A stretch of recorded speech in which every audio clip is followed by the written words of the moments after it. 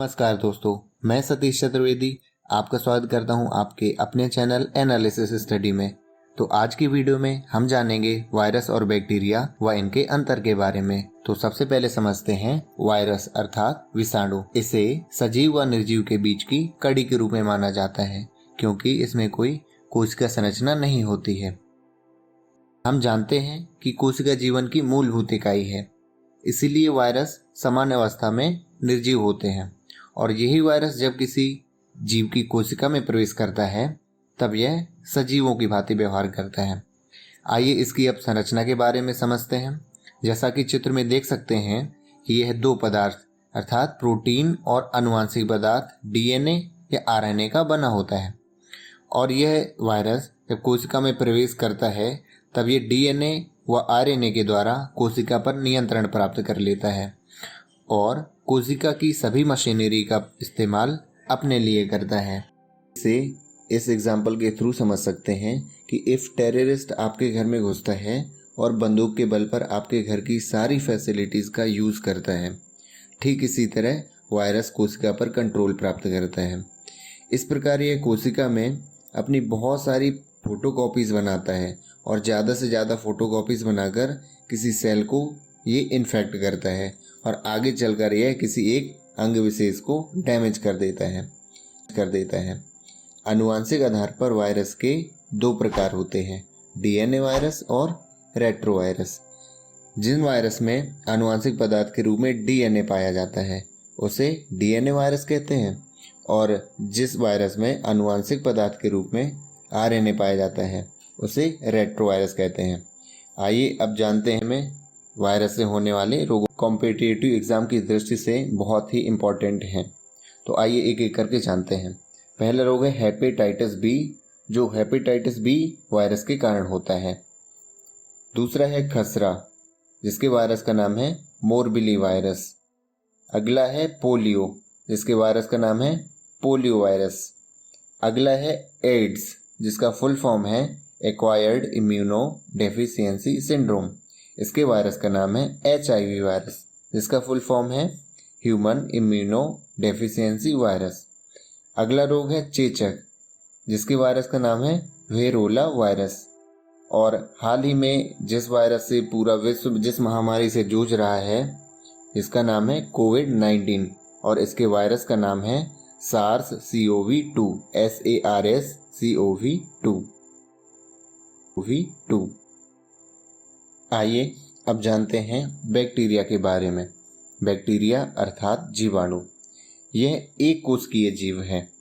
ये जीवों के अंदर व वातावरण में सभी जगह पाए जाते हैं। इनके आकार की बात करें तो ये गोल, रॉड शेप और अन्य आकार के भी पाए जाते हैं। कुछ जीवाणु लाभदायक होते हैं व कई जीवाणु हानिकारक भी होते हैं।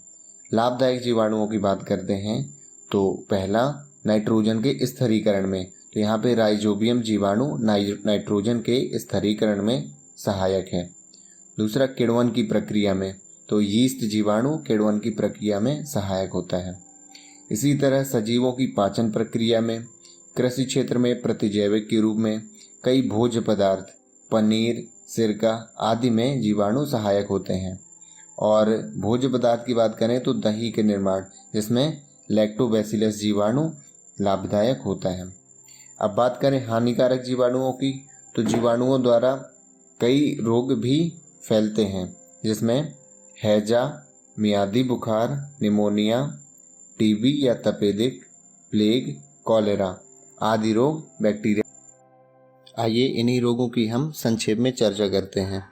तो पहला है हमारा हैजा, जिसे इंग्लिश में, इसके कारक का नाम है विब्रियो कॉलेरी जीवाणु। इसके कारण यह हैजा रोग होता है। इसके उपचार के लिए ठंडी वस्तुएं और हैजे के टीके लगवाना और पानी उबालकर शुद्ध पानी पीना आदि उपयोग किया जाता है। अगला डिसीज़ है टाइफाइड, जो साल्मोनेला टाइफी बैक्टीरिया के द्वारा होता है।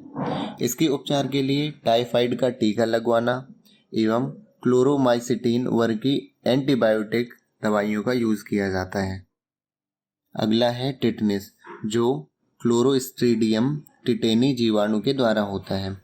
इसके उपचार के लिए anti tetanus vaccine, penicillin, anti serum injection लगवाना और बच्चों में डीपीटी का टीका लगवाते हैं।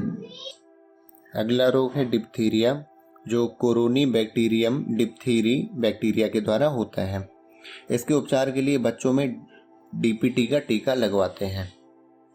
अगले रोग के रूप में तपेदिक या क्षय रोग, यह माइकोबैक्टीरियम ट्यूबरकुलोसिस बैक्टीरिया के द्वारा होता है और इसके लिए बच्चों में बीसीजी का टीका लगवाते हैं।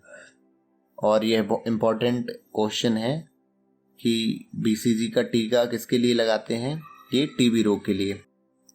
अगला रोग है काली खांसी, जो बोर्डेटेला पर्टुसिस बैक्टीरिया के द्वारा होता है और इसके उपचार के रूप में काली खांसी का टीका अर्थात डीपीटी का टीका लगाते हैं।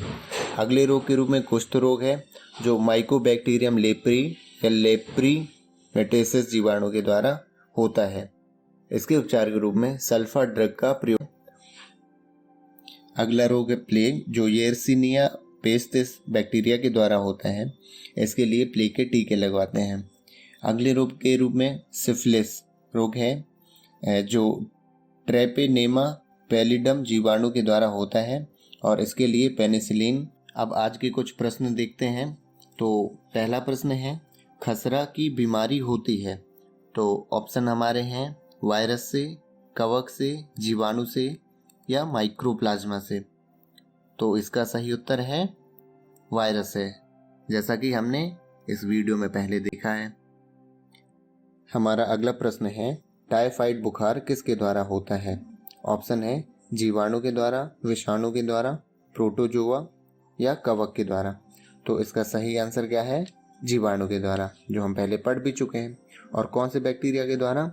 साल्मोनेला टाइफी बैक्टीरिया के द्वारा। अगला प्रश्न है, प्लेग किसके द्वारा फैलता है? तो ऑप्शन है जीवाणु के द्वारा, प्रोटोजोआ के द्वारा, विषाणु के द्वारा या उपयुक्त सभी के द्वारा। तो इसका सही आंसर क्या है?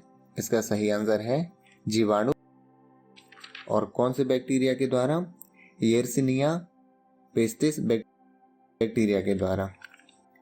हमारा अगला क्वेश्चन है, चेचक होने का कारण है? Rubeola virus, variola virus, varicella या मिक्सोवायरस। जैसा कि हम पढ़ चुके हैं, कौन सा वायरस? Variola virus. हमारा आखिरी क्वेश्चन है कि निम्नलिखित में से कौन सा प्लाज्मोडियम परजीवी का वाहक है? ऑप्शन है मच्छर, मक्खी, जूं या उपयुक्त सभी। तो इसका सही आंसर हमें पता है मच्छर के द्वारा। वीडियो देखने के लिए बहुत बहुत धन्यवाद।